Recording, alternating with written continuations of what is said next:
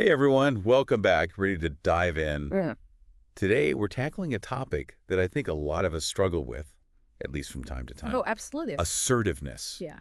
Not just how to be more assertive Yeah. ourselves, but how to encourage it in others, which, let me tell you, can be a whole other challenge. For sure. So, to guide our deep dive today, we're pulling some wisdom from this text here that really breaks down how to deal with, well, let's call them non-assertive folks, Right. whether they're leaning towards the passive side or maybe, a little too aggressive. Uh-huh.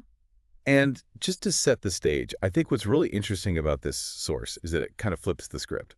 It says that by being assertive ourselves, Okay. we can actually help others find that same assertive voice. It's almost like it's contagious, isn't it? Like the more assertive you are, the more the people around you start to feel comfortable being assertive themselves. Exactly. It's like setting the tone for the whole interaction, and maybe even beyond that. Yeah, exactly. So let's start with passive behavior, because I think that's something we encounter pretty often, right? All the time.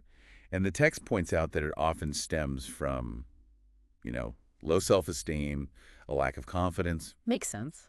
So it's easy to just kind of fall into that trap of making decisions for them, taking over, doing things ourselves. Right, because you think you're helping. Right, exactly. Mm. But this text argues that that's not really doing them any favors in the long run. Yeah, what's not? And instead, what it suggests is responding to passive behavior by actively encouraging their input, Oh, okay. I like that. right? Like almost inviting them to participate more fully. Yeah. The text even gives some phrases we can use like, I'm curious to hear your thoughts on this, or what are your ideas, like really drawing them out. Because sometimes people, they just need that little nudge. They need someone to show them that their opinion actually matters. Exactly. And you mentioned that word matters, and I think that ties into another key point the text makes, which is about sharing decision-making responsibility. Ooh, that's a good one. Right, like actually empowering them to be a part of the process. I love that. Because when you think about it, when someone feels heard and valued, Yeah.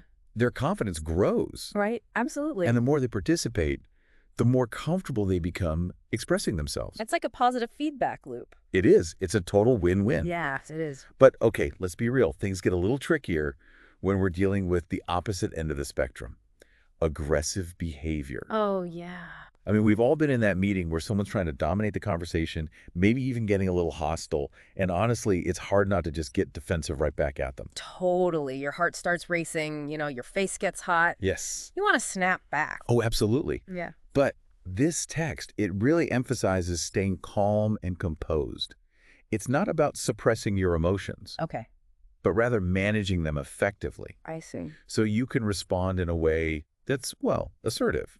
And it suggests things like taking a breath before you speak, really pausing, Right. maybe even acknowledging their feelings, saying something like, I see that this is frustrating for you. Oh, that's good. And then, and this is key, steering the conversation towards finding a solution together. That's good. So it's about de-escalating the situation. Yeah, exactly. Hmm. Because if you just mirror that aggressive energy back at them, Right. it just escalates the whole thing. Or it's just going to end up in a shouting match, basically. Exactly. It becomes this unproductive back and forth. Exactly. And it's important to note that this isn't just about, like, physical aggression.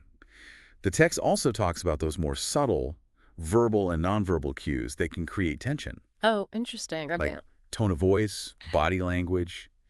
All of that plays a role. I hadn't thought about that. It's subtle, but it's powerful. It is. And, it's not about being a pushover. It's not about letting people just walk all over you. Okay. The text actually talks about setting boundaries, but doing it in a way that's respectful and clear. Okay. So how do you do that? How do you set boundaries without, making things worse? Well, let's say, for example, you're dealing with someone who constantly interrupts.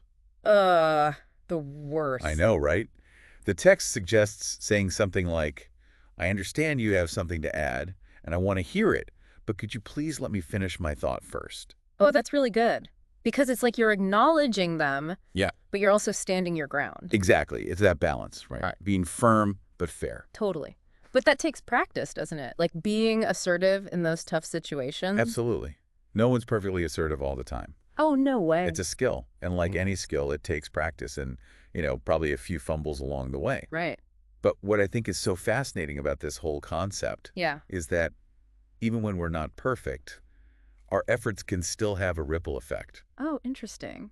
How so? Well, the more we model assertive communication ourselves, the more we normalize it, the more likely others are to adopt it themselves. So it's not just about navigating individual interactions, it's about like creating a more open and honest communication environment overall. Exactly. It's Oh, like we're raising the bar for everyone. So as we wrap up, think about an interaction you have coming up where you might encounter some of these passive or aggressive behaviors. okay. How can you use these strategies to navigate it? What would be your most assertive but also compassionate response?